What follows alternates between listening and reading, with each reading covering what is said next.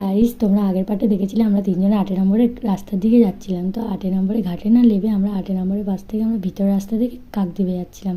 তো ওখানে একটা রথও দাঁড়িয়েছিল, তো এটাই দেখাচ্ছিলাম। তার কাকদ্বীপে চলে এসেছিলাম। তারপরে কাকদ্বীপ চৌরাস্তায় এসে আমরা লস্যি খাবো বলে প্রথমে প্ল্যান করলাম। তো ওরা দুজনে নাকি যখনই কাকদ্বীপে আসে এই দোকান থেকে লস্যি খায়, সেটা গল্প করছিল। আর তারপরে হচ্ছে রথ চলে আসছিলো, রথে গান চলছিল বলে ও একটু নাচছিল, সবাই নাচানাচি করছিল।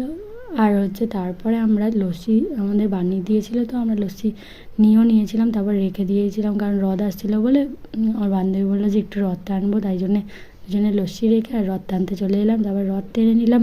রথ টেনে নিয়ে রাস্তা পার হয়ে এসে দুজনে লস্যি খেয়ে নিয়ে আবার আমরা বেরিয়ে পড়লাম।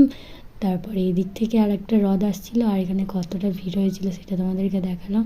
আর এতদিনকার আমরা অনেক ঘুরেছিলাম, তো তাই জন্য 1 মিনিটের ভিডিওতে সেগুলো সব শেয়ার করা যাচ্ছে না। তো আস্তে আস্তে সব ভিডিওতে শেয়ার করবো। দেখা হচ্ছে নেক্সট।